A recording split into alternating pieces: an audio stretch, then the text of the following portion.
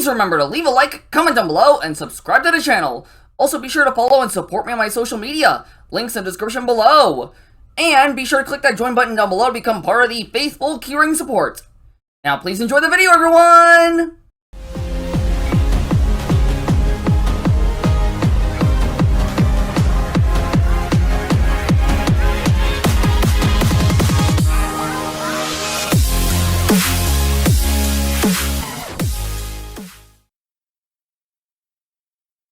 What is up, my faithful keychains? This is Caelum Roxas here, and Caelum Roxas, and welcome to Livber, Smoke and Mirrors, the full game. If you remember, I played the demo for this game, a while back, but thank you so much, In-App Games, for giving me a free Steam key to the full game.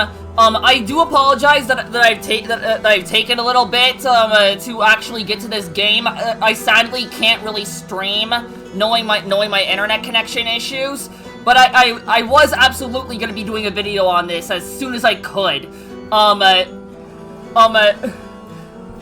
If you remember, in the demo, we met with a woman named Lilith who was originally thought to have been dead. Years ago, and she invited us over for dinner, and she tried to kill us. And then we ran through a door down into, I think, a cellar. And that's where it ended. So anyway, oh yeah, and before I continue the video, with an offer by In-App Games themselves, I am hosting my first ever giveaway. If you want a chance to win a Steam key, I'm giving away 5 Steam keys to Livber, Smoke and Mirrors. If you want to have a chance at winning a Steam key of this game, please subscribe, leave a like, and comment hashtag Livber in the comments for a chance to win a free Steam key of this game. Now, before we begin, just letting you know, if you are enjoying my videos and you do wish to see more content from me, make sure to subscribe to the channel and click that bell button to be notified of all videos I upload. Be sure to leave a like, comment down below, and share this video with your friends and family. That will truly help me out in the algorithm. Be sure to follow me on my Blue Sky, join my Discord, follow my Tumblr, and join my Game Jolt for some future updates and community interaction. Be sure to buy my merch on my TeePublic page. Make sure to click that join button down below to become part of the faithful keyring support. You'll gain perks such as custom emojis and badges, early access to upcoming videos, and shoutouts once every upload week. And lastly, go support my Patreon and go support my Ko-fi, and hype this video up. And with all that said and out of the way, without further ado, let us begin, shall we? Let's begin! Alright. New game. I see her in my dreams. Her, and that house on the edge of a cliff. Everything changed after reading the letter. The one bearing her name, my old love, Lilith. 5 years ago on a dark night, they took her from that house, executed her for black alchemy. I was the one who turned her in, but now she's calling me back to the house. Wants to bury her breath in my sins. But how? That's what I have to find out. Alright. Act 1. Welcome home, my love.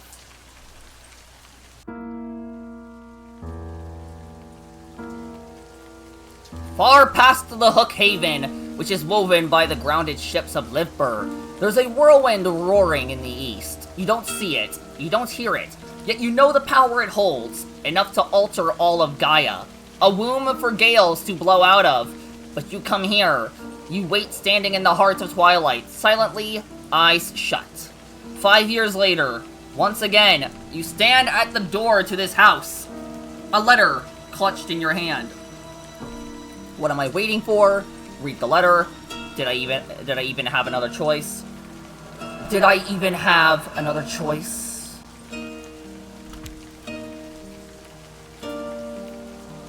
Of course not.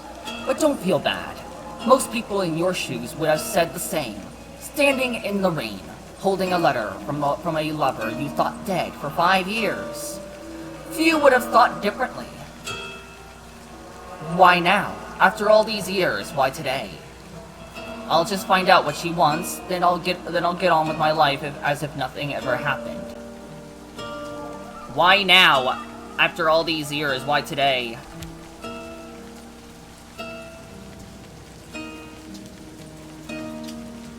Yet another question you don't know the answer to, or perhaps one you did know long ago, but forgot across countless cycles. Let me answer you this way. What is it that makes you believe it's today? What are you trying to say? Because I can feel it, something fractured here today. What are you trying to say?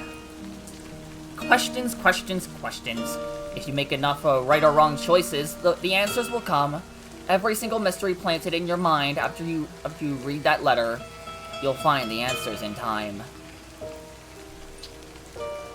Will I ever be able to escape my memories? Never. That's why Lilith called you here, to this house. I don't understand. Why now? Why after all these years? Questions, questions, questions. If you make enough right or wrong choices, the answers will come. But for now, we must keep going.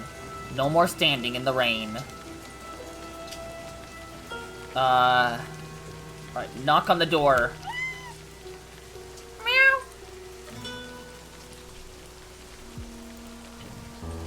Yell, our winged cutie from the sky nation of Etheros, drifting down from its floating isles. I never found out how Lilith came to find her.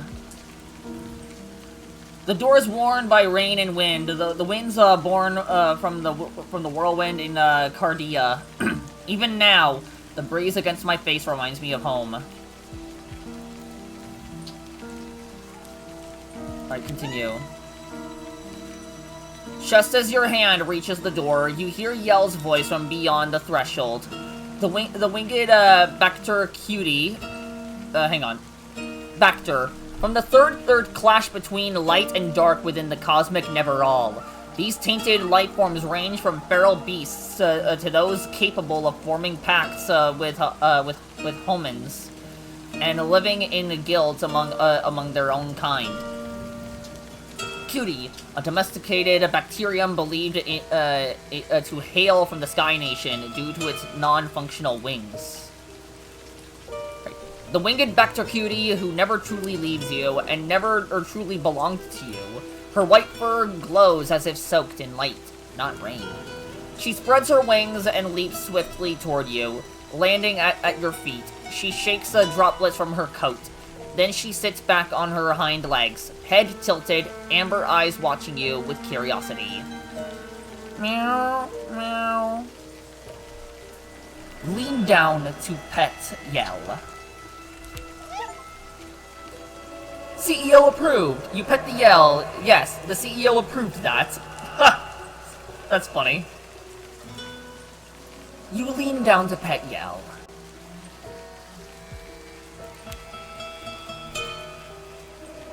Yell gently brushes her head against your feet. Then she stops before the door. She looks up at it with a soft stroke. She traces the door frame with her paw. Then she turns her amber eyes to you.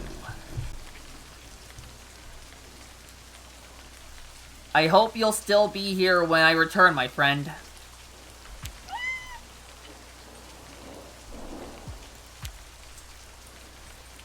The wind falls silent for a moment. You hear the waves of the sea easing in the distance. Far, far away, the flash of a lightning strike blinds you, but its thunder never reaches your ears. The raindrops hang, weightless in midair. Yell glances at you one last time and spreads her wings, then leaps into the shadows between the rocks. Your fate embraces you.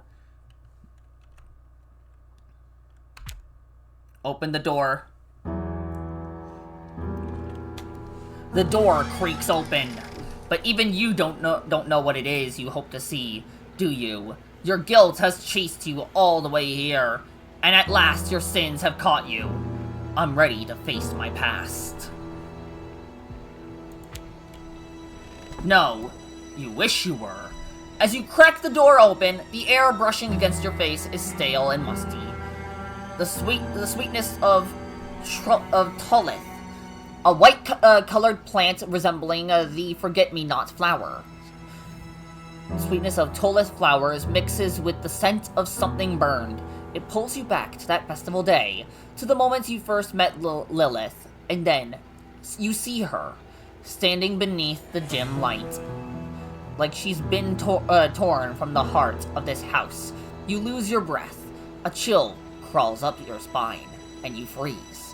It takes you a moment to realize your knees are trembling, whether from fear or excitement, you can't tell. A whisper slips from your lips. Lilith? She doesn't see you. Bent slightly over the table, trying to light a candle, just as you remember her. Lilith, the ghost of your past. Your greatest lie and sin. This is the moonlight of the first circad. That sweet stretch when all of Gaia drifts to sleep on Melton. But there's no more sleep for me. Not anymore. Is this really her? I remember this chair. One of its legs was shorter than the rest. It was made from a piece of shipwreck washed ashore, like everything else around here. Is this really Lilith? You stare, stunned, at the woman who stands before you. She should be dead.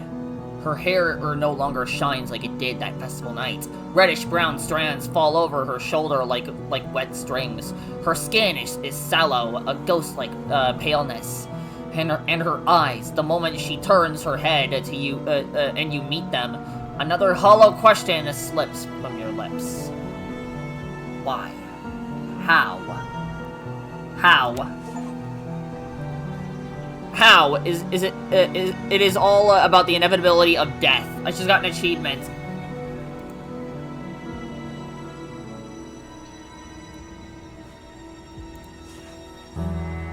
You remember the festival night. A warm breeze carries the city's aroma far away. You two slip away from the crowded streets. The early black's crimson glow wraps Lilith's hair like a fiery halo.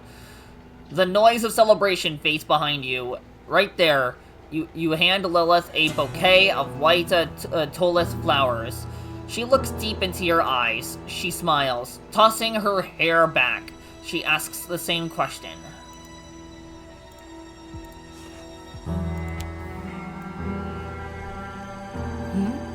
White Tolith flowers.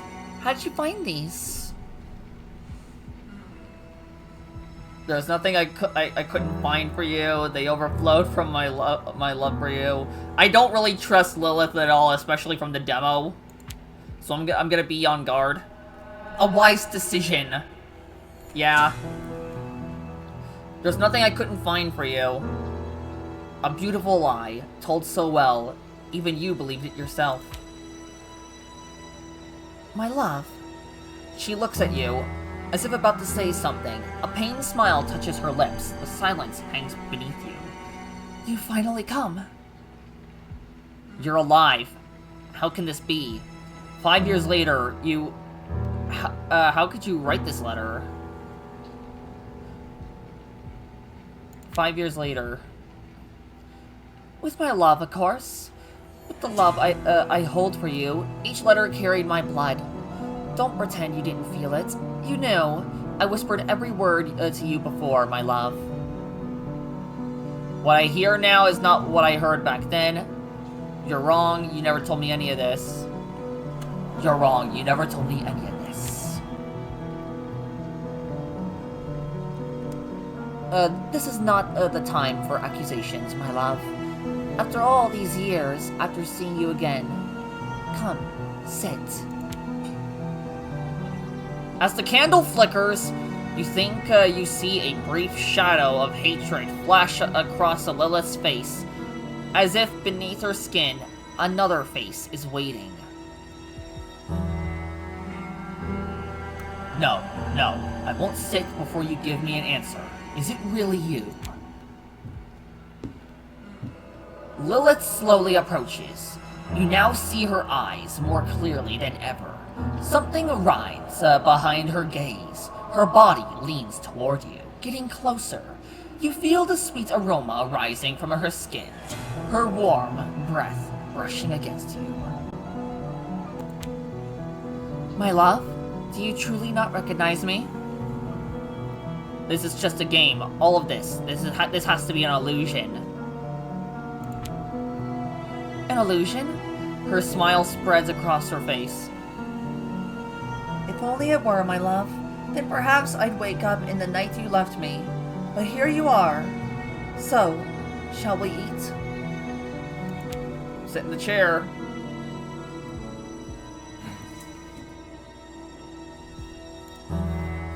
That look in her eyes. Something else is writhing behind them. It's her, but not. None of this feels right. The flame of the dying candle fights to burn with all its strength. Soon it'll go out completely. I really put in work to make tonight perfect. I wanted certain things to be flawless for our reunion after you've left me to rot. It's been... She pauses for a moment, looks out the window where the moonlight falls. You thought I should have died. I know you did. After I made you that offer, after I told you that we had to become one, our souls, my love. We had to piece our souls together and bind them with that alchemy ritual.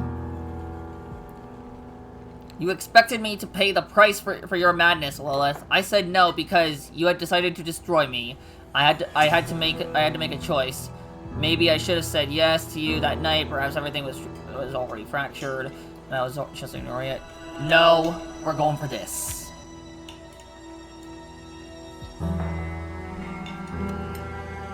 Her hand holding the fork frees in midair for a second. As the silence stretches, Lilith's breathing deepens. My madness? I offered you love, only love. A love so deep that even death couldn't end it. But you were afraid. Afraid to be with me. Beyond Never-all. What, Never-all? The infinite cosmic void that existed before the birth of the universe, from which the forces of light and dark emerged. You betrayed me. Did you think I wouldn't know? When I told you about the black alchemy ritual, when I spoke about piecing our souls together, to crown our love, I saw my blood, heard my screams. You saw me vanish into the dark of the waters. Remain silent. She turns her face toward you, and it darkens with hatred, with rage, with something darker, and with something even I cannot name. Her skin ripples, as if 100 tiny things move beneath it. You can't tell if it's real, or just the candle's flickering light playing tricks on you. Then, just as quickly as it came, the moment passes. Lilith slowly leans back. No, you didn't even know what you wanted. Love means something different to you. You don't love me. You wanted to own me. God, that sounds very familiar to someone I used to know. Yeah, Caelum, I know about your story.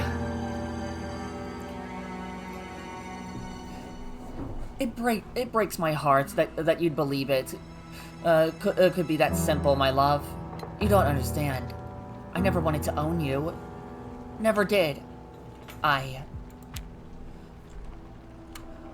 wood in the walls of the house groan under the assault of the rain.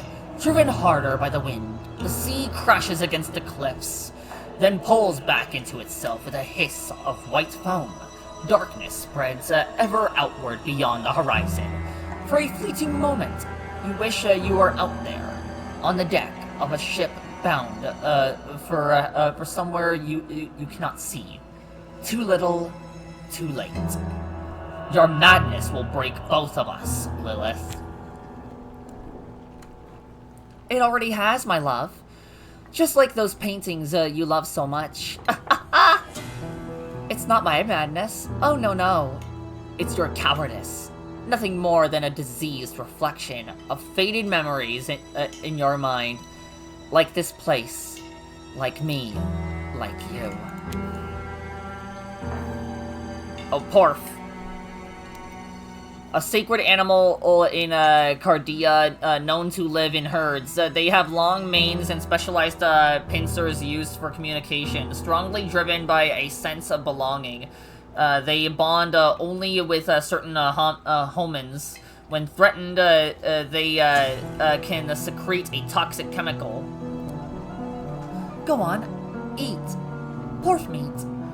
I cooked it just the way you like. It wasn't easy, but it melts slowly on the tongue. When the fat coats the roof of your mouth and slips beneath your tongue, you'll taste the herbs. Gods. Porf meat? Lilith, you completely lost it.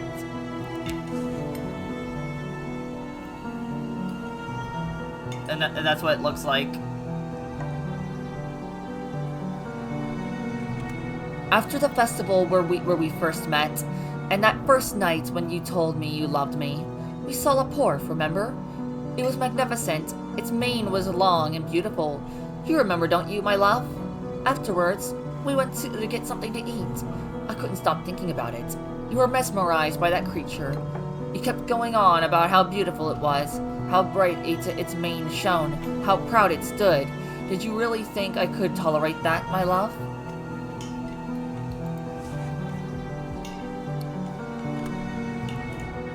That first night we met, we didn't eat anything, Lilith.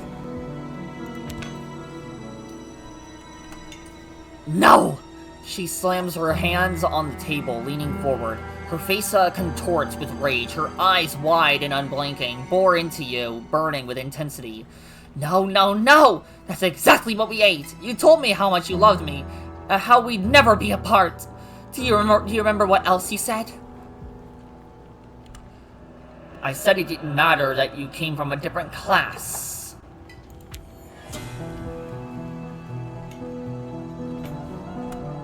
That's what you said, isn't it? I remember how your mother looked at me the first time we met, like I was a disgusting insect, or worse, a bacter. Did I already read this one? Born from the third clash between light and dark within the cosmic Neverall, these tainted life forms range from feral beasts to those capable of forming packs with homins and living in guilds among their own kind.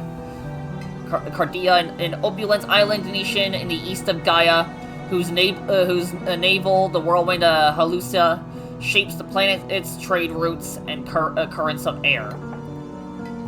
If I wasn't born a noble in Cardia, I was nothing to her. And you didn't stand by me. Lilith doesn't take her eyes off you. Every motion she makes to cut the porf meat with her fork shakes her entire body. Her head tilts slightly, the candlelight slipping through her crimson hair. Silky strands swing gently back and forth. Your gaze shifts downward. You realize she's not slicing the meat on her plate, but pressing the blade into her own forefinger with all her strength, blood mixing with the meat below. Try to stop her. Lilith, your thumb, what are you doing? Oh, what? My love, it's so sweet of you to worry about me. It was a moment of distraction, that's all. When you're here, everything else disappears. All my worries, my fears, my pain, this is the price of loving you. I don't trust her, but I wouldn't have said nothing to someone and not realizing they're hurting themselves.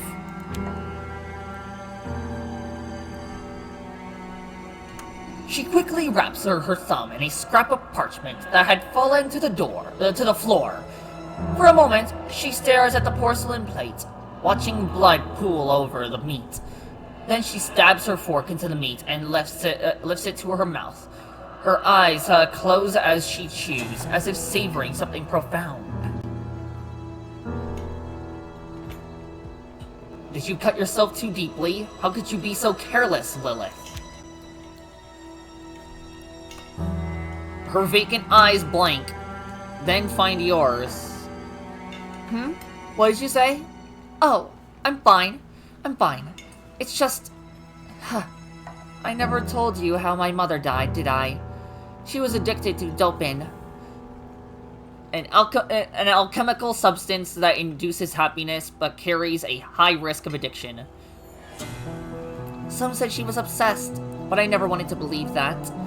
I must have been 7 when she had her final episode. Her stash was all empty, so she thought she could drink what remained in her own blood. When they found her, she drowned in herself. Tragic. Though I used to think it was funny, but now I understand why she did it. Wait a second. You thought it was funny that your mother drowned in her own blood? She nods. Talk about sadism. Talk about a sadist. Yeah. The candle flickers. Rain lashes against the windows. You listen until the soft patter of every drop echoes in your ears. Lilith's breath mingles with yours. Slowly, she circles around you and slips into the darkness. The woman watches you, unblinking. She waits, impatient for you to eat. I can't put up with this madness any longer. Get up. Well, that escalated quickly. I got an achievement! Okay, yep. Here we go. Do you think you can defy fate? From the beginning, we were destined to be one. Neither you nor anyone else can stop this. Never, never, never! Alright, head for the door. Standing up, your head spins. You steady yourself and move toward the door. Behind you, Lilith gasps. Just as your trembling hands reach the door, Lilith blocks your path. Eyes wide with madness, mouth agape. She clutches the knife she'd used to cut the meat. You instinctively tense up. Lilith, don't be ridiculous. Get out of my way. You completely lost your mind.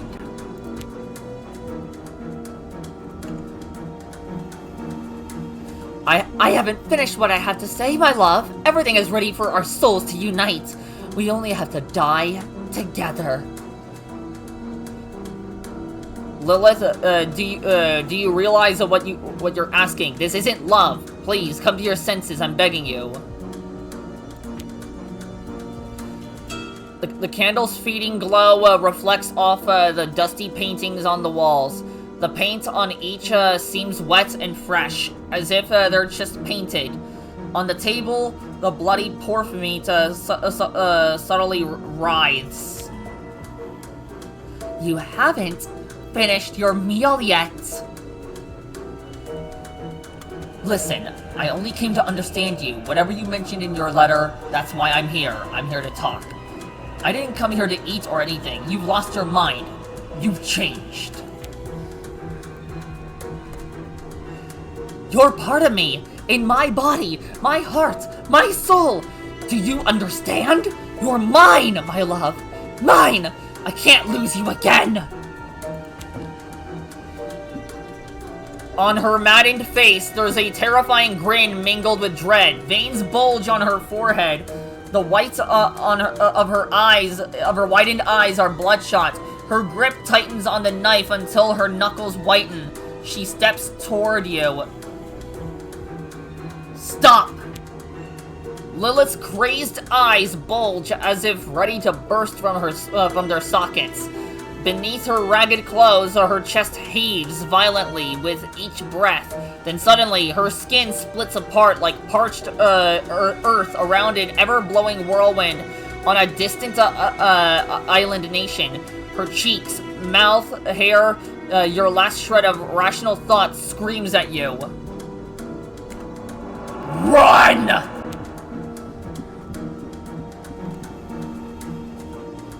Your feet recoil in an archaic reflex, and you stumble over one of the books scattered on the floor, crashing down. For a brief moment, yellow pages spill out across the ground from the fallen book.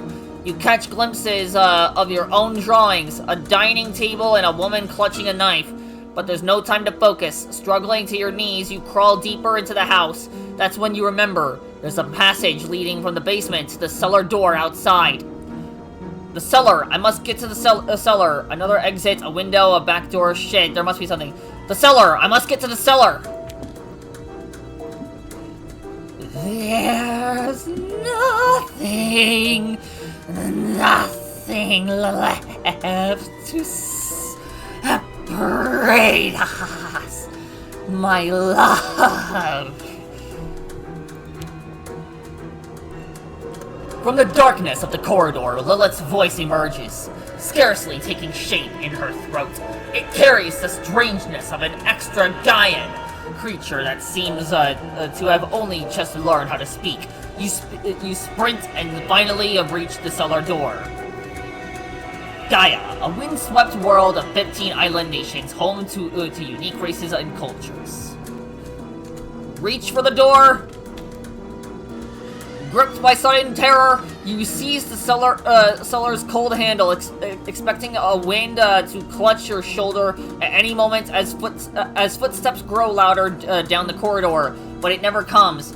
As you push the door open, a wave of dampness and the nauseating stench of things that should long have been dead hits you in the face. Stepping through the doorway, you slam it shut as you bolt the door behind you. An abysmal silence and darkness wrap around you.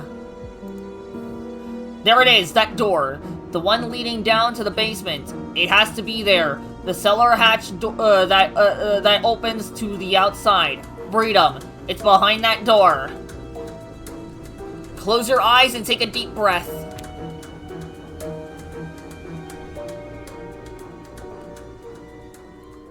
Odiet intelligo. Quare eid faciam fortasi requiris, nasilo sed fieri santio et beatus sum. I really hope I didn't just butcher that. Act 2, Echoes Deep Within. And this is where we continue after past the demo. In the dark, you pause a moment. Your mind strains to grasp what this is. Lilith, food, creation. The dust and creak of boards mingle with your hurried breath. Beneath your feet, stairs descending. Hang on. I do not remember the basement stretching to this far end. Blue light. Why does it feel so familiar? Where am I? Try to examine your surroundings. The basement. Could I find a way out through the basement? Lilith's creation. It was herself, wasn't it? Gods, what was that thing I saw? A frenzy heavy with hysteria, and perhaps the dreadful wrath of one returned from death. The madness of a soul trapped in an endless loop. How can you ever know what truth is anymore? What I just lived through was real. Few who face such dread believe it was real. Perhaps this time, that belief will be what frees you from this basement. Where am I? Try to examine your surroundings. The basement. Could I find a way out through the basement? Where am I? Try to examine your surroundings. When the basement door closed, you felt yourself pulled into the void. Now, beneath your feet, wooden steps leading down. The basement. Could I find a way out through the basement? Once on a sunlit morning of the first Circad, A time cycle marking a 3-year period on Gaia, divided into early, mid, and late circad phases based on labor intensity. You saw Yell descend these very basement stairs. You followed after, finding her scratching at a hollow in the corner. When you drew near, you saw it was a hatch opening outward. Old broken hinges rusted. When Lilith saw it, she grew fearful. Could I use this hatch? Do I remember what it looked like? Could I use this hatch? You could try. In the end, do you have another choice? Like we ever have any choices at all. Yeah, that's true. Do I remember what it looked like? Yes. A hatch made of wood. Round, wedged among the stones of the wall, plastered with mud. You hardly noticed it, before or after. I could use it to get out. Go down the stairs. I don't know what lurks in the basement. I should go back, return to the house, go upstairs. No, I don't. We're not going upstairs. That is a death sentence. Yeah, we're gonna keep pressing on. Go down the stairs. The wooden steps groan beneath your tread. Their cries, like the house itself, are bitter shrieks. From unseen depths rise a heavy moan. The stink of mold and damp. One step, another, you go down. Open the door slightly.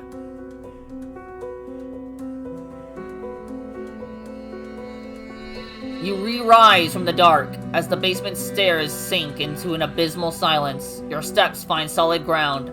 Old memories. You remember the rooms beneath this house you once shared with Lilith. But like everything else, this place feels unfamiliar now. Lilith. Her dread is still fresh, sharp, and ripe. Crystals growing beneath the stones in the wall cast a faint, pale light. Alright, let's examine real quick. A florid crystal forced into the wall.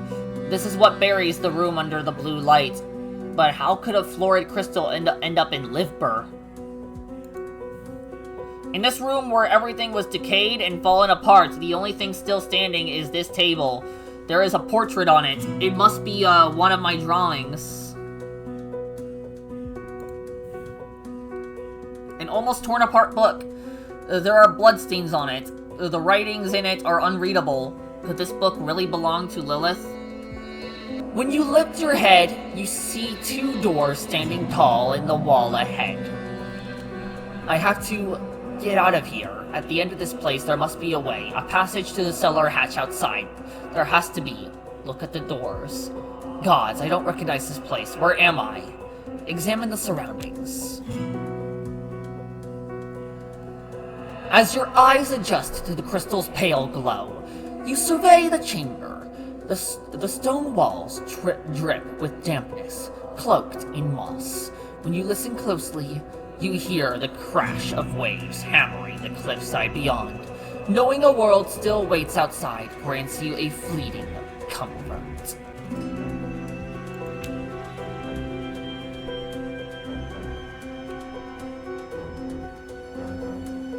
On the wall to your right, 2 circles are carved, harsh lines slashed between them, refusing union, drawn with hateful strokes.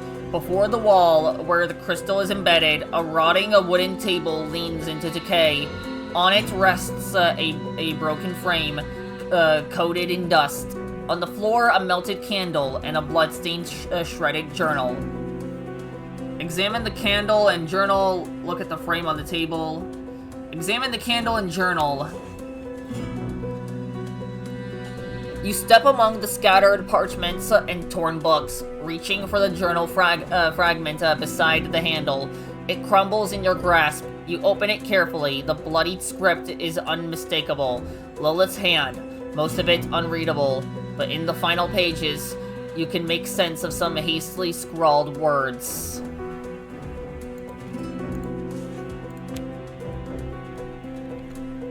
I'm shaping her. She will be complete at last. Is there any other way? No, no, no! It will be perfect. We'll be complete. Together, we'll be complete with him. Lilith, what other twisted lunacies did you carve into these pages? Keep examining the notebook. Is this what you call creation? I can't take this any longer. Let go of the book. Lilith, what other twisted lunacies did you carve into these pages? Words are not enough. I need something deeper, more physical. Here, in the basement of the house we once shared, I've hidden something of his. While he wanders around the house, he suffers his greatest regret in its deepest place. Should I tell him that she is not dead? The journal has been scratched, gouged, bloodied, as though Lilith needed to make her devotion visible. No matter how you try, there is little more to glean from the crumbling pages. You let the journal fall, the air grows heavier, your ears begin to ring. What else are you hiding in this room, Lilith? Approach the frame on the table. I need to get out of here. I have to find a path to the cellar door fast. What else are you hiding in this room, Lilith? Despite the weight of your skull, you stagger to the table, lift the broken frame. Beneath the dust, it is a picture you once drew, but the figure in the portrait has been furiously defaced, ringed with a mad scrawl.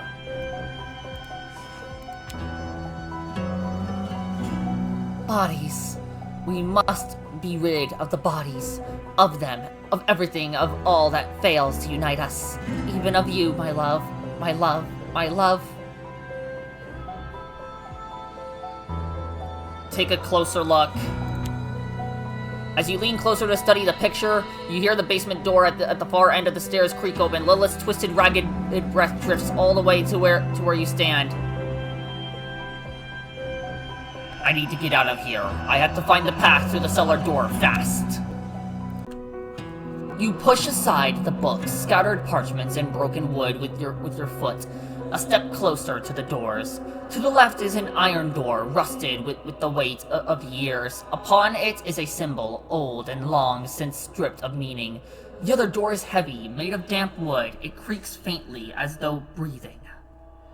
Oh shit, which one do I even go to?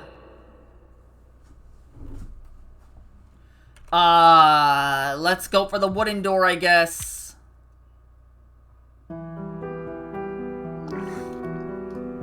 Oh god, what's that sound? Oh, what's that sound? When you open the iron... Wait, I opened the iron door? I thought I opened the wooden door! When you open the iron door, the sour stench of sweat and decay greets you.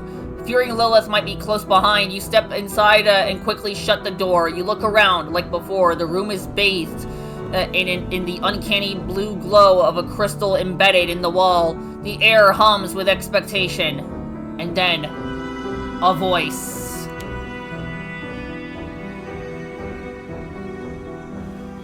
Do you remember me? Clara! Who's Clara? Who are you? Look toward the source of the voice without responding. Since we're still trying to hide from Lilith, I'd say we try looking for the voice without responding.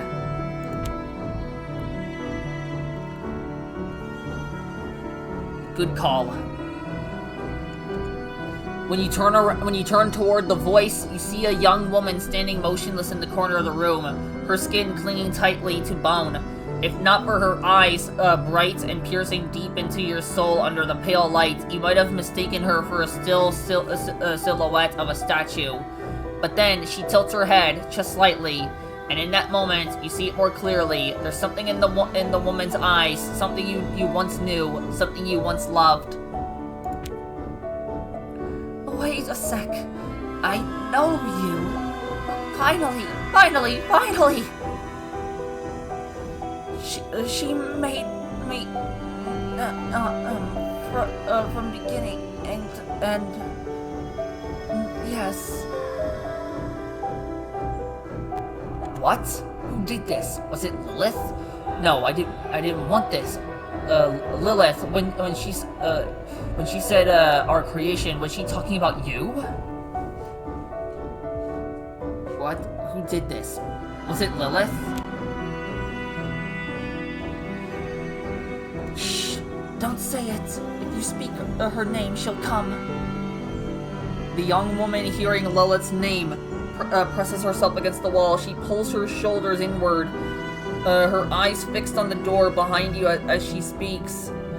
I had to be good. I mean, beautiful, beautiful, beautiful. I had to be...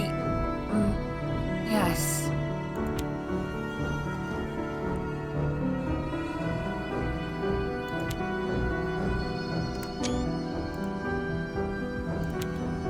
There's something back here there's something back here that was shining. The young woman's face is almost unbearable to look at, as if another face had been stretched over hers. Yet she cannot hide her pain and sorrow. There is a childhood lost deep within.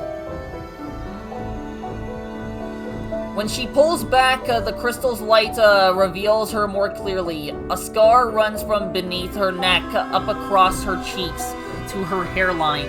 Her skin is stretched tight, as though cut and sewn back together along those lines. Her eyelids are gone. Her chin juts to a strange, sharp point, just as you once told Lilith you liked faces like that.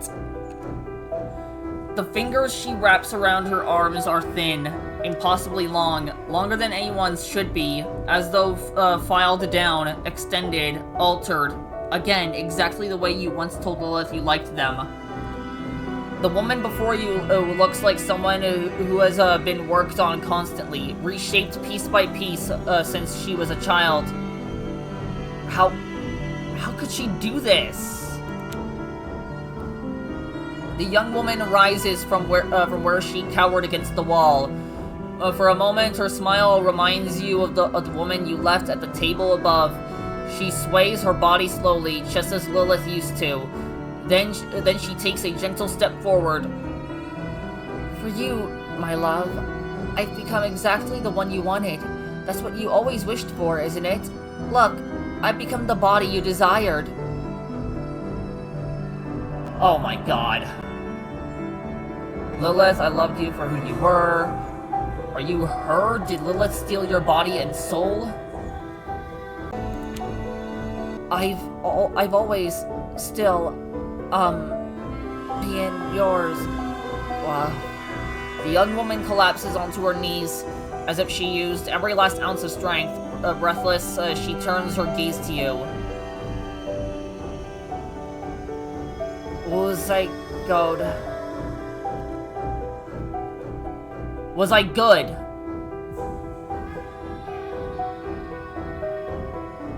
What? My lady, she said so. Stay here. If you're good enough, he'll love you too, she said. She said so, but if I'm just good enough, you'll love me, right? She tilts her head and looks at you. The sharpness of her chin casts an unsettling shadow of darkness. You're not the one I love. I shouldn't have let her do this to you. Yes, I'll always love you no matter what you're in. You're not the one I love. I shouldn't have let her do this to you.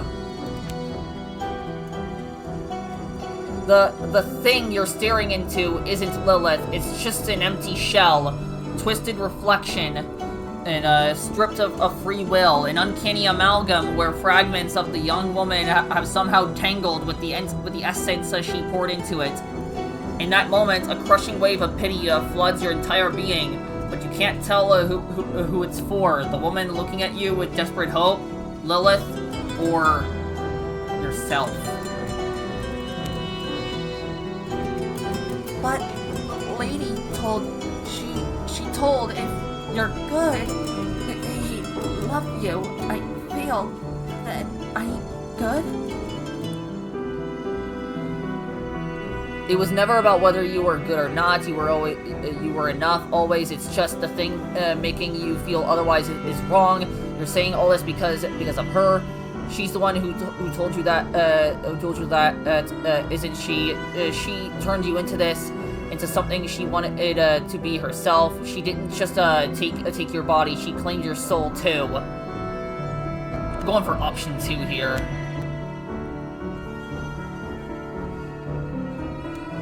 She just wants you to love me, as your love comes. That's should be, isn't it? And that's what you wanted? The poisonous thoughts rooted deep within the young woman are so strong that her cloudy eyes almost seem to reflect the innocence of Lilith you once remembered. Did I really want this without understanding what it was? Did I change Lilith? No, these aren't your thoughts. She shaped this role for you, and wants you to play it with your whole body and soul. You hadn't became the shape I desired. A shade of anger flickers across her face. Her hazy eyes begin to tremble in the crystal light. You say you don't love me. Always, always, always. You don't see. If you don't love me, her arms fall limply. Her arms fall limply at her sides as if lifeless. I can't be what you want me to be. The person you are is good enough. It's just all of this is terribly wrong. Did you really think that?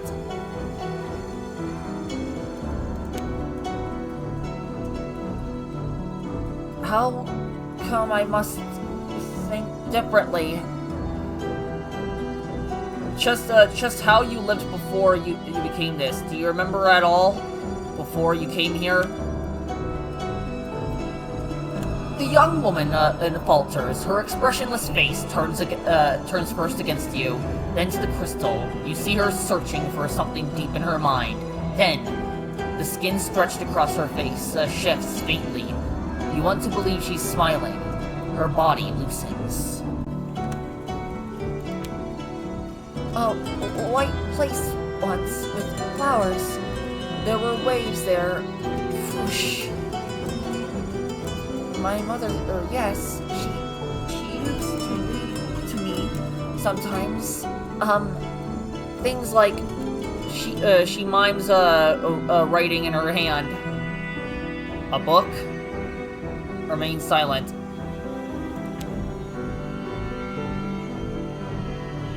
Oh, I should have said the book. I don't remember. Her voice was so beautiful. Sometimes I hear it. When a lady changed me, she talked to me. She said you'd come back. She leaned in her body against the wall. Her hands hang limply by her sides. Her face locks onto you, expressionless. But I think that time will never come, because you'll never love me. Do you want to hear your mother's voice again? That's enough. I need to get you out of here, or get closer. Do you think we should help her? Honestly, I guess we should try. She might be too far gone, but we can't just leave her here. Suddenly, she opens her eyes wide and collapses to the wall she was leaning against. She covers her ears with her hands. Get out! No, it won't happen. Malay will find me. I can't go. I'm here. I'll stay here. I'll wait for you. You said you don't love me. You'll come and you'll love me. Listen, you have to escape. Do you understand me? She's using you. Do you know the way out? There has to be a cellar door leading outside. There's a beautiful world waiting for you outside. Waves, huge, towering waves.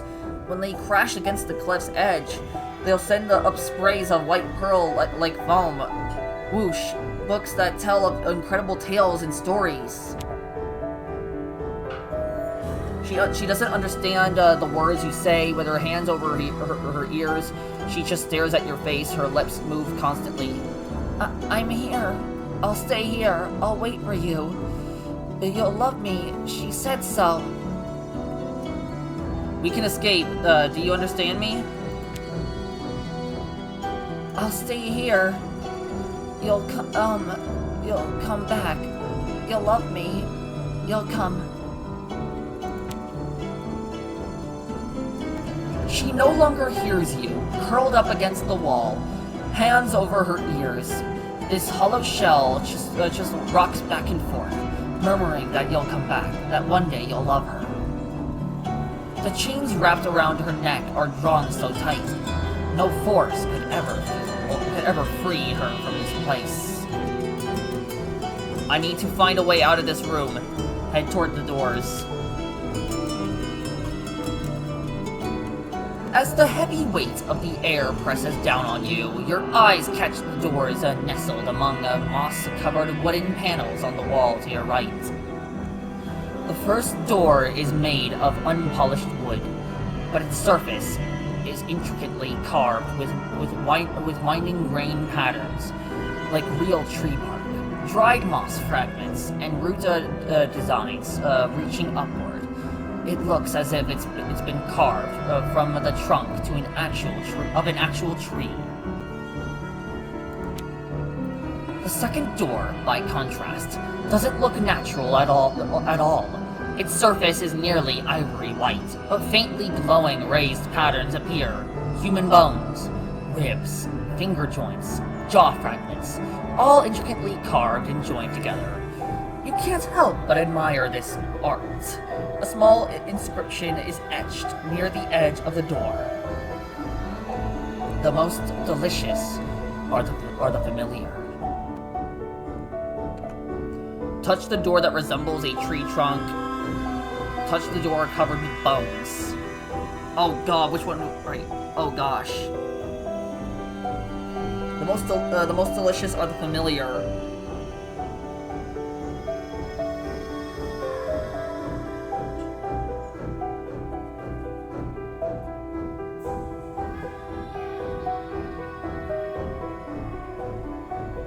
Touch the door that resembles a tree trunk. I'm gonna go for that one. When you touch the door, you feel a pleasant warmth, as if touching a living body. As your fingertips move across its surface, you hear a rhythmic vibration, like a heartbeat. In that moment, you see a large tree in the garden, filled with white flowers. It was a sapling your father planted. When it grows, you'll sleep in its shade, he said. That day never came. Pry the door open.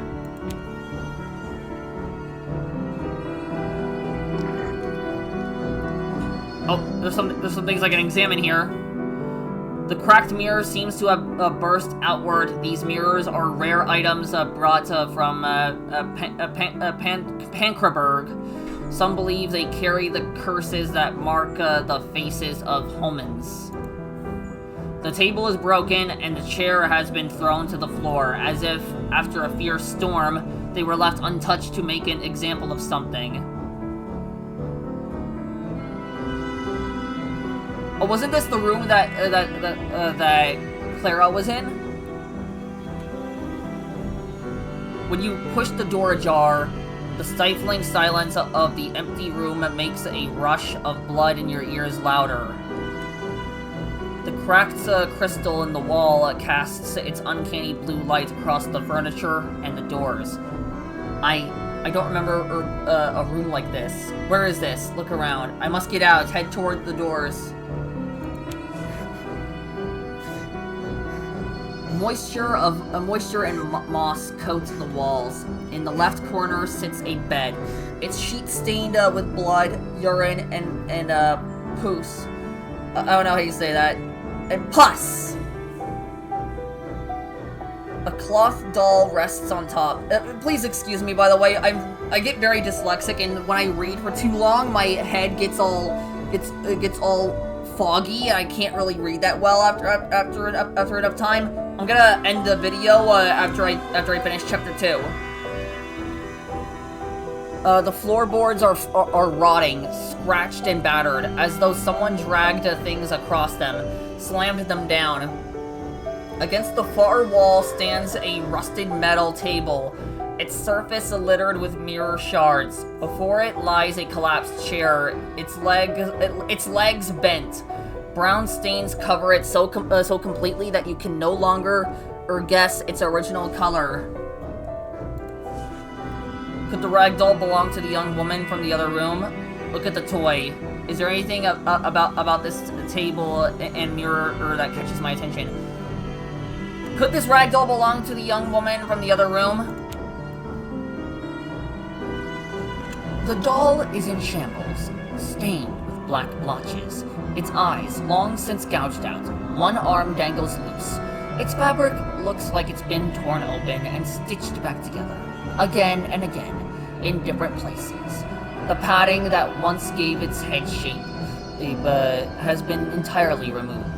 Patches of mismatched cloth are sewn haphazardly across its body, lying lifeless on the bed.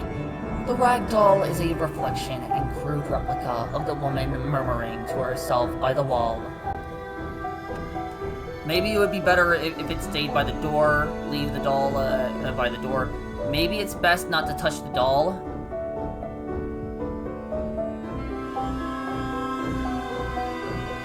I guess I'll leave it. I guess I'll leave it by the door.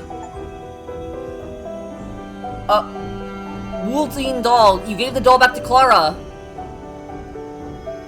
Y'all love me. Y'all come back.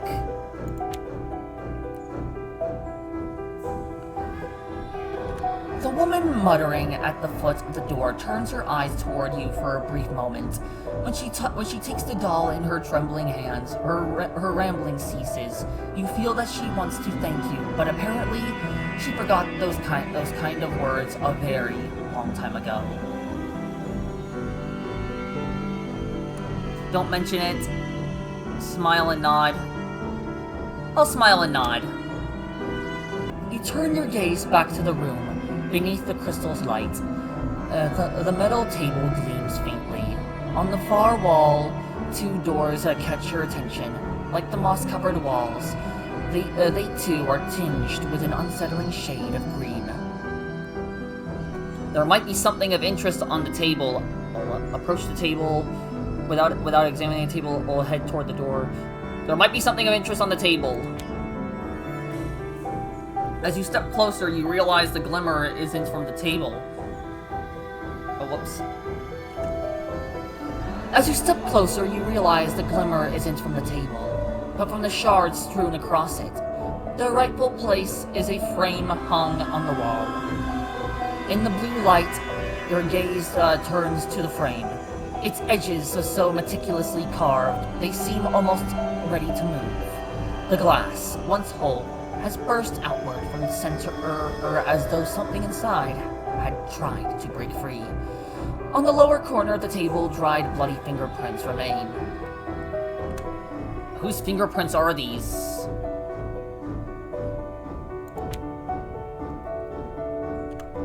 The table has a metal surface, scratched, dented, and gouged repeatedly, but neither the marks nor the dried, blood-stained fingerprints catch your attention.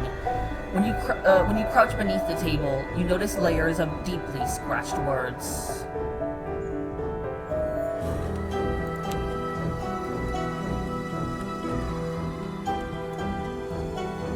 If we are beautiful, we will be loved. If we are beautiful, we will be loved. Beautiful. One of these scratches is still damp. Examine the writing. To be beautiful for her is just to be broken apart and put back together again. Poor soul. Who knows how many times she's gone through the same torture.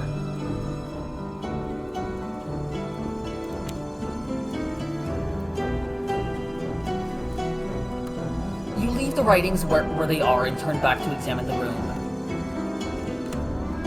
Lilith's hatred has soaked into every corner. I think I've seen everything there is to see here. Time to move on and find a way out. You turn toward the doors.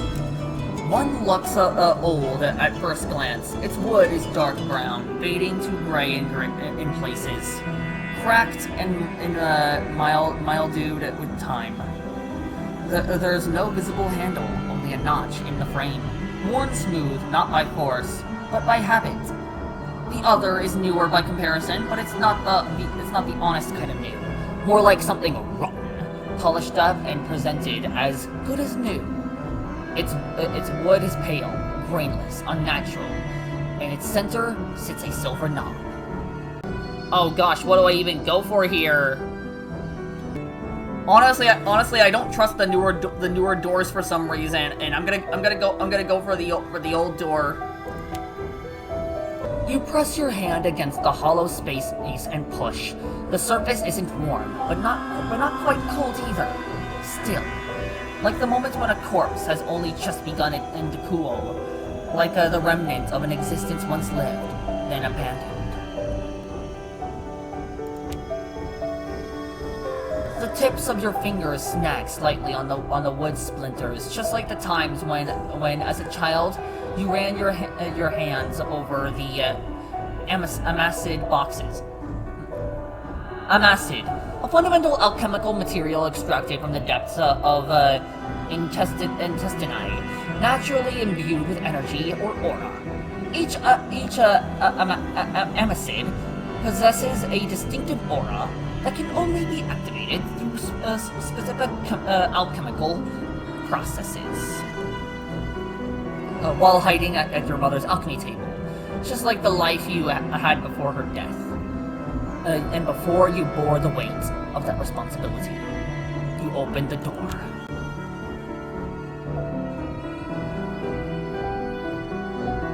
At first glance, it seems a cold and empty room.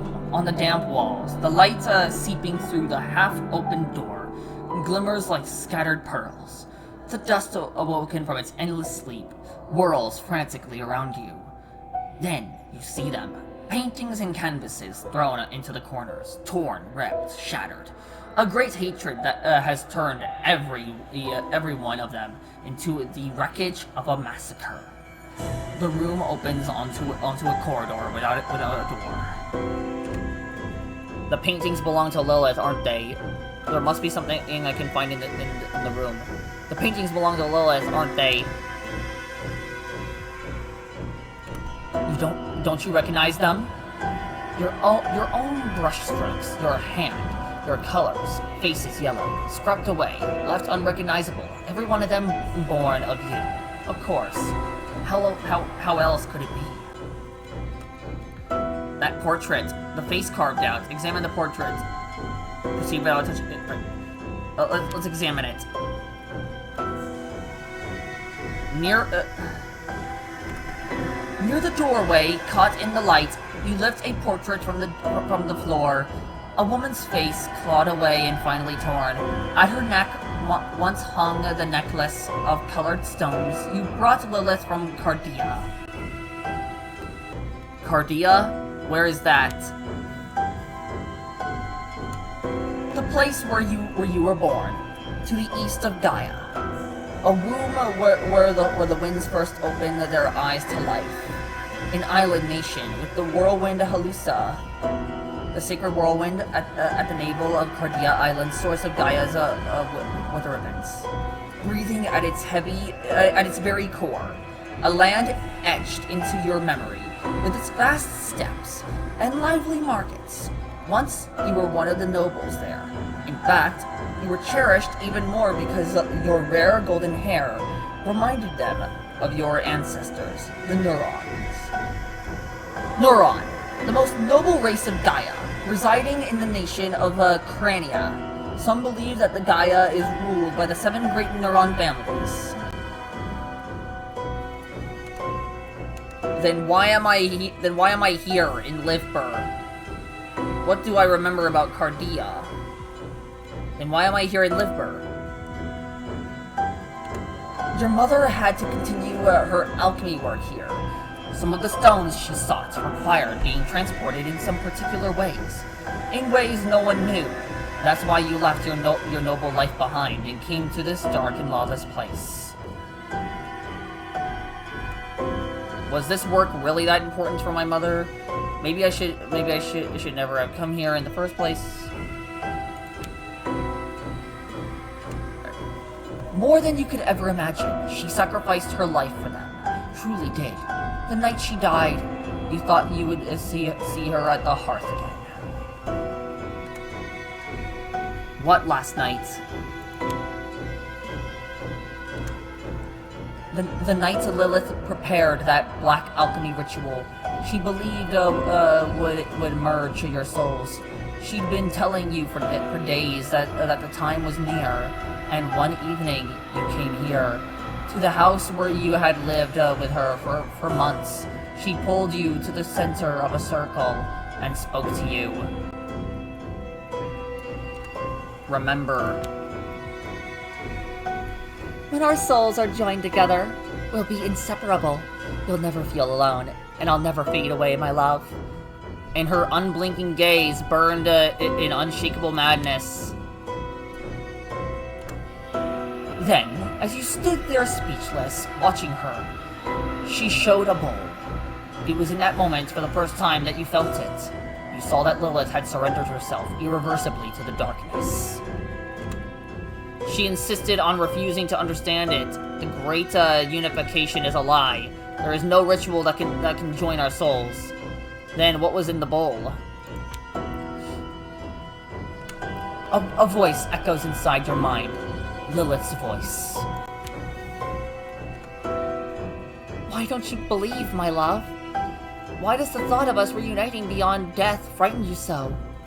The Never-All will gather us all into its embrace. You, me, even the gods. But I will take only you into myself. You. I don't want that. We could have been together in this life, but your madness tore us apart. I don't want that. Because you're afraid. Just like that night. When I told you we could finally complete the ritual, you ran. Didn't even think about me. You turned me in. Told them I was practicing black alchemy. When they took me by my arms, I begged you, because you knew what they would do. You knew they would kill me. I don't know what else I could have done. I wanted to protect you, Lilith, from your madness. Ha! Lie, lie, lie! You can't even tell yourself the truth. You killed me because you wanted to protect yourself. You couldn't even love yourself, and I loved you more than I loved myself. And in return, you gave me nothing but a handful of worry. But I think I understand now. We can't do this. At least, not in this existence. What do you mean? I'll tear out that part of you I know loves me. I'll do for you what you couldn't, what you didn't dare to do. I'll do it. One of the paintings behind you falls to the floor. You startle in fear. Turning back, you see it stands there in the gap alone. From the gouged portions of the canvas, something thick is seeping out. Oh God. What's this? I'll have to keep going. I have no choice but to reach the cellar door that leads outside. Put the painting down. I'm just gonna go ahead. I'm not gonna risk it. Leaving everything behind feels like the only right choice. Lilith's madness has seeped into every corner of this room. You moved slowly toward the door at the end of the corridor. Blood roars in your ears as you push the slightly open door. This must be where you'll find the cellar hatch. Pass through the gap.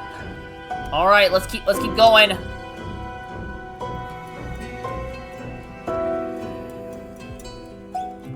The door opens without resistance. Inside, it's a little brighter. Metal tables are scattered across the room, each layered with dried blood. On the floor, small pools of urine and pus mingle with damp stone, releasing an unbearable stench. And in the midst of it all, hang bodies on chains from the ceiling, rotten, hollowed out, left on the hooks to be forgotten. Keenan! Who dares disturb my century-long slumber? The voice sounds as if it's scraping its way out of a throat that shouldn't still be alive. Who's talking? Who are you? I'm over here. Come closer. I don't bite. Well, I'm kidding, of course. I bite. But right now, that's not really an option. I'm a bit tied up, you see. Oh, what the fuck? A corpse cut off its waist. It's looking straight at me. Dozens of corpses hanging from meat hooks. Men, women, who are they? Ugh, gods, the smell is unbearable. The thing before you is a body without its lower half. Another of Lilith's experiments. Its arms are chained to the ceiling. A hook driven through its shoulders. Its head, lolling onto its left shoulder, watches you with curiosity. It doesn't take long to notice that one of its eye sockets is empty. How can you talk? What happened to you? What happened? It's kind of a long story. I can tell you though. Come on, pull up a chair. Sit. I'm fine right here, thanks. Are you going to tell me who you are? I'm just someone who talks, alright? You're asking no right questions. Like, none. Plus, you're in a rush. Got somewhere important to be or something? How can you talk? Right questions? What even are the right questions? Yes, someone's after me, trying to kill me. I don't have time to stand around and chat. I must get out of here. Ah, right. The whole ex-lover thing, isn't it? He winks with his only eye. Don't worry. Your secret's safe with me. Secrets? What secrets? I don't understand. How do you know all this? Who are you? Huh? Now that's the right question. I'm glad you asked. Because the truth is, I haven't seen myself in a while. I don't know what I've become, but something's definitely missing. And definitely she's been trying to fill the void with something else. Were you someone once, or did she create you? She did it, right? Lilith did these for her own amusement? Did she create you? Ah, now that's another good question. I've been asking myself the same thing every night for the last 3 years. I was someone once, yeah, but it didn't last long, because the last time that someone opened their eyes, Lilith was staring back at them, and then, bam. From that moment on, I was forced to choose between being someone or looking like someone. Which one did you choose? It feels familiar. The only difference is my choices have always been made by others. Which one did you choose? Guess. His face falls blank, head drooping to one side, lips pressed into a straight line. At last, he speaks. I chose to look like someone because being someone meant making choices of my own, and I have nothing other than what's given to me. Not anymore, anyways. Lilith doesn't show mercy doesn't show mercy to anything she creates. She consumes them until nothing is left but a shell. But you're different from the others, aren't you? Gesture towards other bodies. Ha! Your observation skills are truly remarkable. The others weren't exactly talkative. They couldn't give voice to the parts you've kept locked away. I guess I was a bit more useful. In the end, they were Lilith's creations. But me? You created me.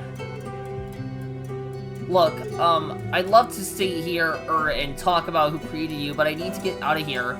There's gotta be a cellar hatch somewhere. Where is it? I didn't create you, corpse. You're a product of Lilith's twisted ideas.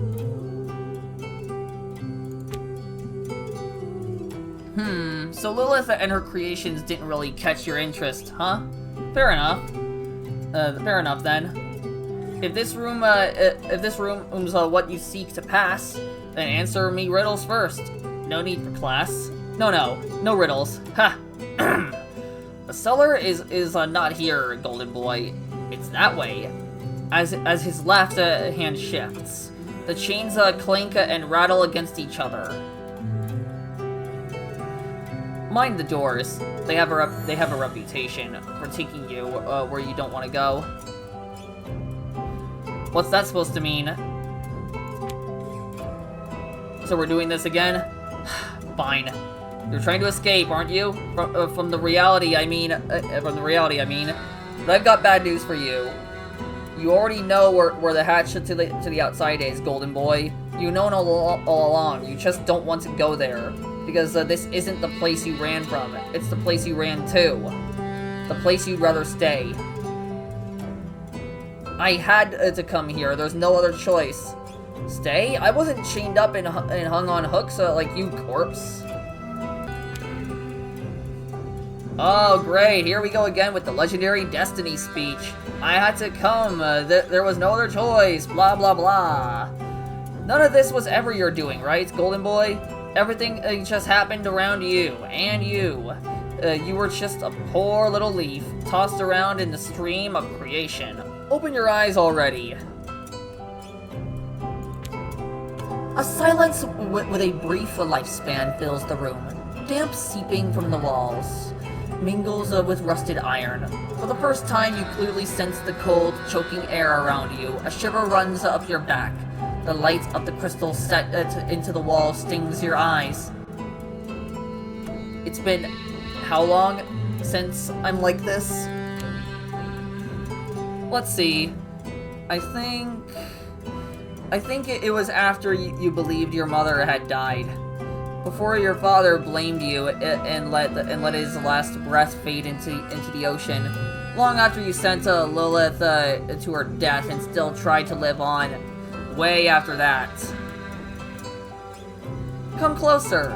I want to show you something.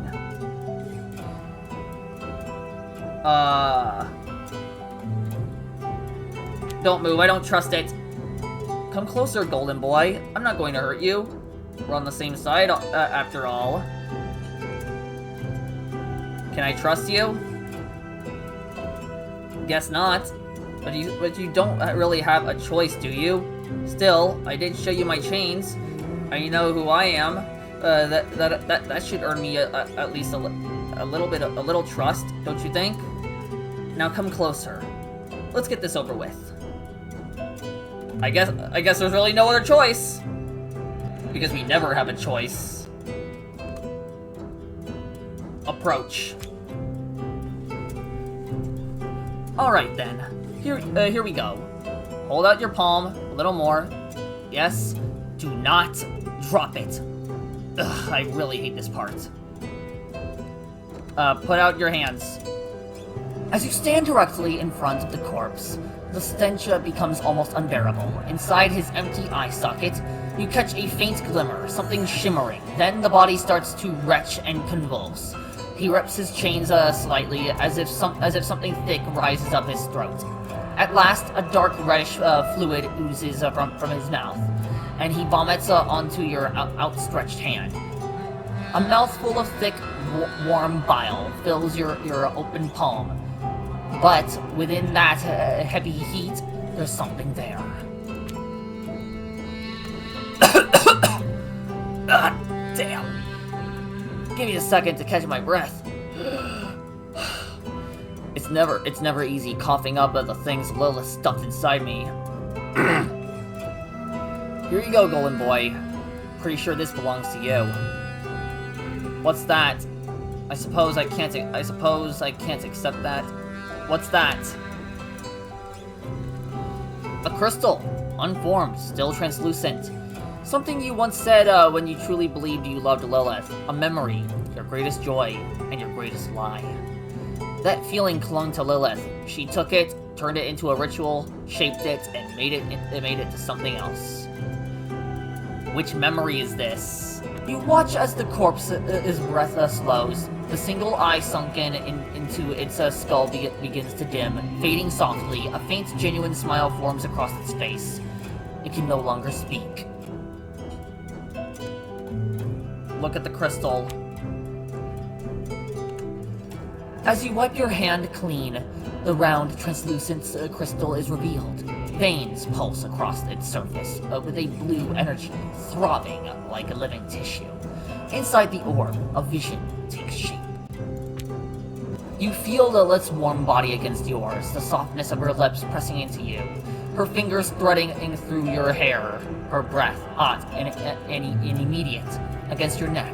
Your body trembles. You're biting, tearing, and devouring each other, consuming until nothing remains between you. And in that moment, you're whole, truly complete. Your bodies dissolve into one another, and you touch the essence at the core of Lilith's being. Then, with your lips pressed to her as you begin to speak.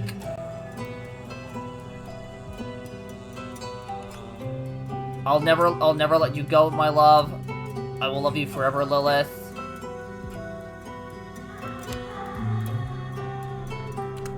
The crystal shatters in your hand. A sharp flash, and then thousands of tiny fragments scatter across the room. The corpse before you slips free from its chains, crashing into the pool of fetid, pus-laced water below. But with one last effort, he turns his face toward you. I said the things you couldn't. Now the words are yours, golden boy. Break free from your chains. Unlock them. We'll meet again very soon. The corpse looks at you, at that same faint smile still on his face. The silence in the room deepens. Now I'll also carry the things that you can no longer say. Close the corpse's eye. Is this what Lilith buried inside you? The corpse doesn't respond to your touch. In this stillness, it looks almost like it's fallen into a peaceful, restful sleep. I better find a way out of here. You look around the room.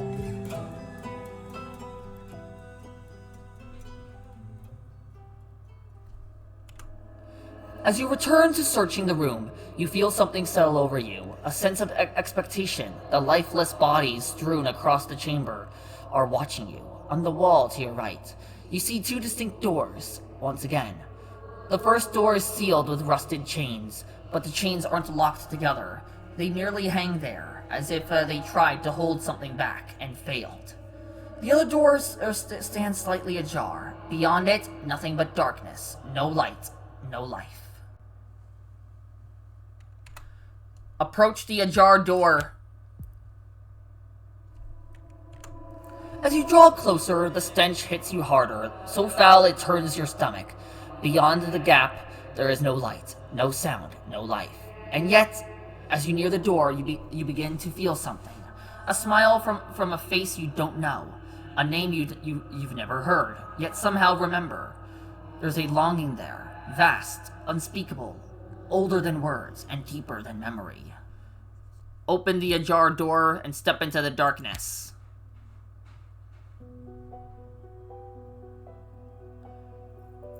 This is a pretty long chapter.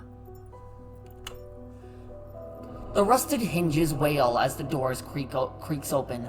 In the shadows of the chamber beyond, you feel something waiting for you. A cold bead of sweat trails from your nape down your neck. The light behind you is weak, yet just strong enough to pierce the smothering dark. But this pale glow shows you only what you were never meant to see. Is it too late to go back? And then, at that moment, your foot sinks into something soft, yet threaded with something hard. You do not want to turn your head, believe me, you do not want to see what rides beneath your step. What was it I stepped in? Look at your foot? Fine then, I guess I'll go back. Let's try the other door. Honestly, I think I don't want to see what awaits me in this door. Oh, fuck. You get back, but there is no door. There has never been a door in the wall behind you. Where is the door I entered this room through? The one left ajar, with light seeping through its crack. What? Yes. You look around anxiously. For a moment, you struggle to understand where you are. The crystals set into the wall cast their light onto the liquefied, bloated body surrounding you. Then you remember, when you awoke, you found yourself in this very room.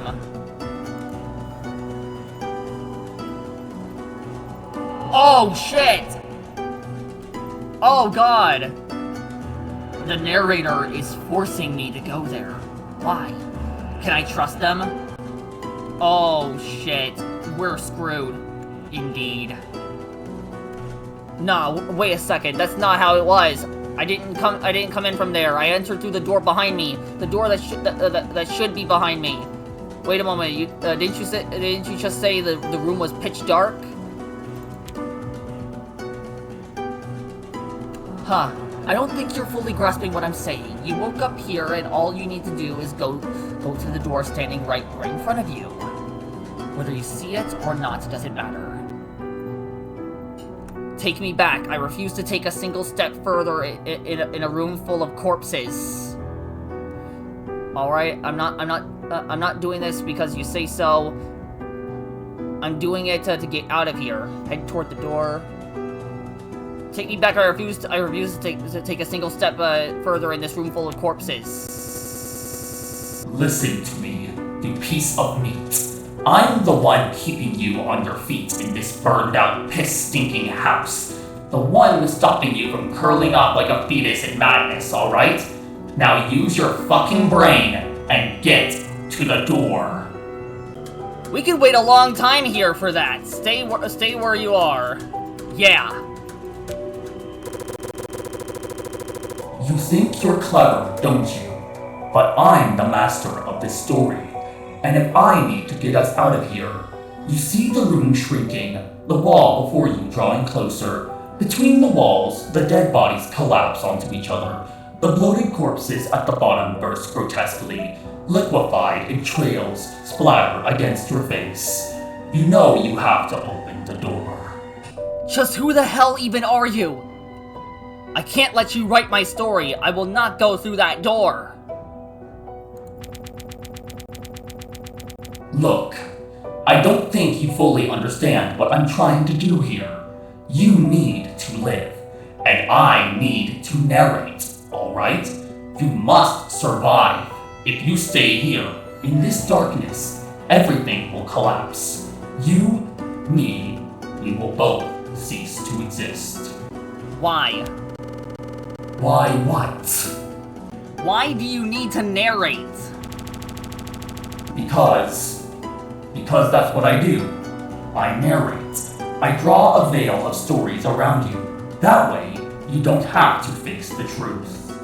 So you're the one creating everything then? What?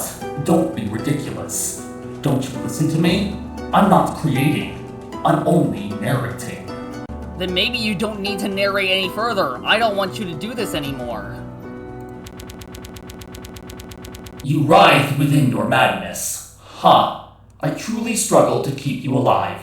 But is there really any need for this illusion anymore?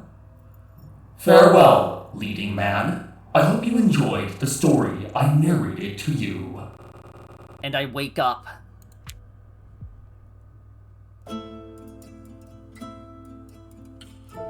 When I came to against the wall, the pain in my skull was unbearable. I must have been another foul dream again. Sit up and look around. Do I remember what dream it was? Do I remember what dream it was?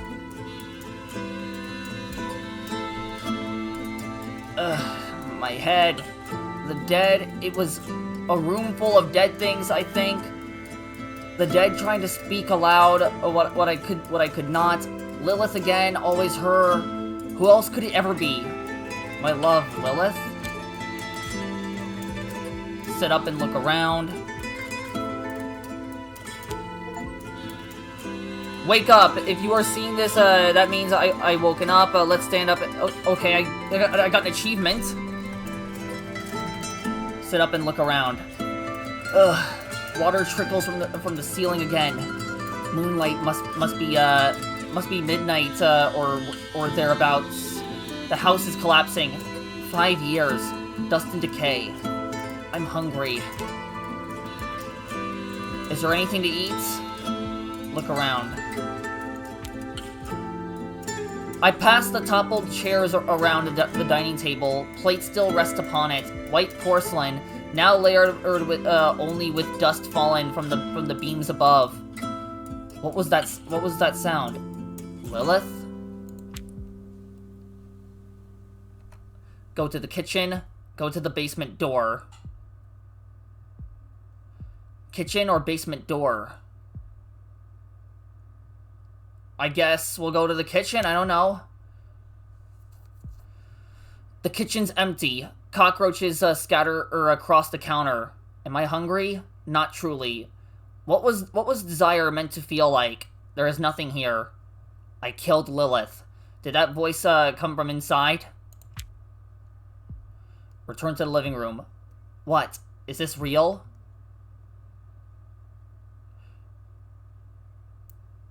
Is this real? What?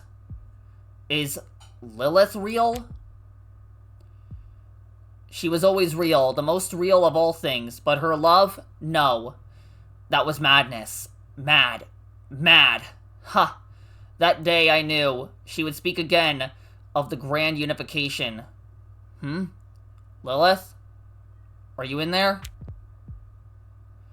Return to the living room. Go upstairs. Go upstairs. Here was our bedroom once. The sheets lie rotted now. I feared her. Lilith. She was mad. Mad. Huh. She loved me more than she loved herself. The bed lies broken, collapsed. Water drips from the ceiling, gathering here. What was that? A voice. Was someone calling me?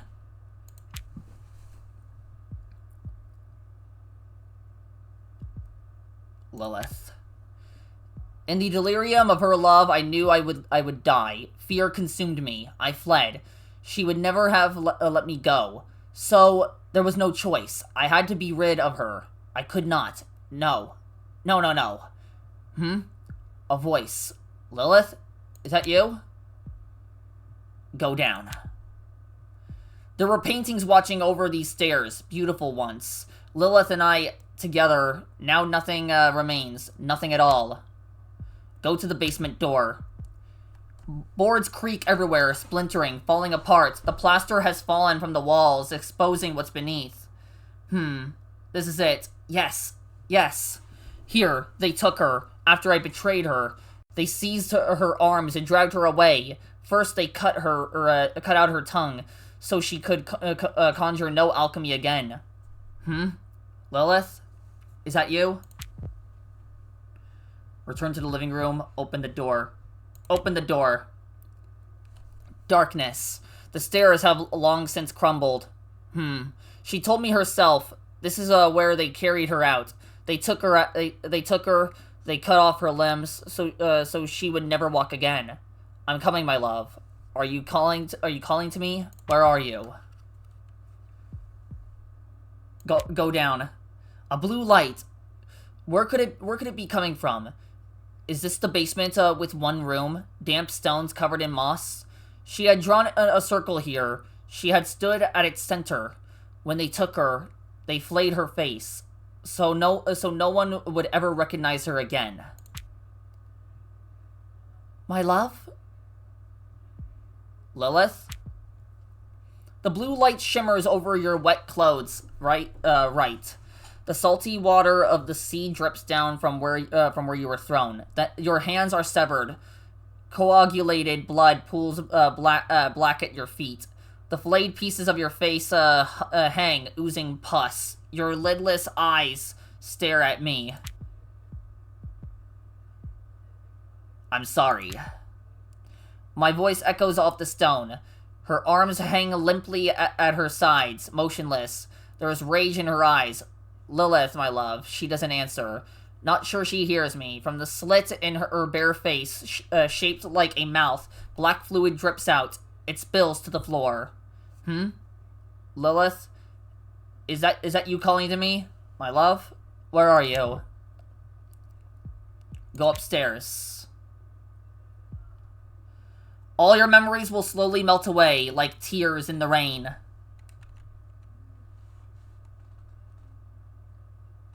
The end. 2 out of 8. There's 8 endings?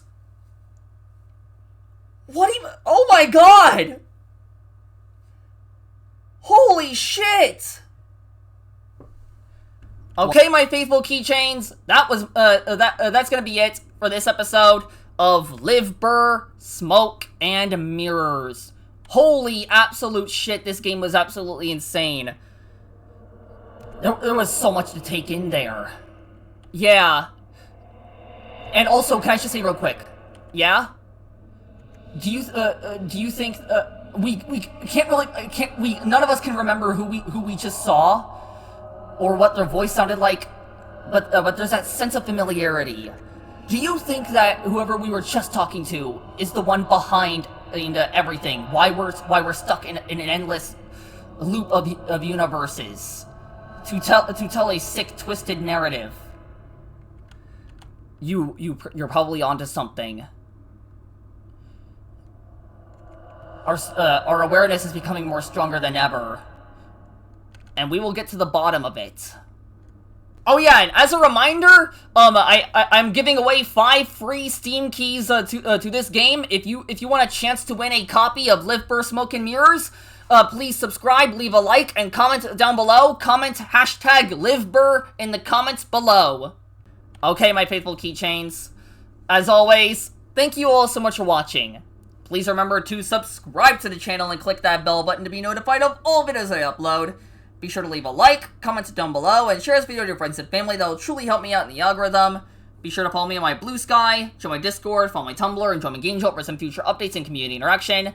Be sure to buy my merch on my TeePublic page. Make sure to click that join button down below to become part of the faithful keyring support. You will gain perks such as custom emojis and badges, early access to upcoming videos, and shoutouts once every upload week.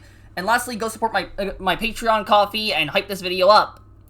And until then, this has been Caelum Roxas and Caelum Roxas signing out, and we will see you all in the next video. Peace out, everyone. Peace out!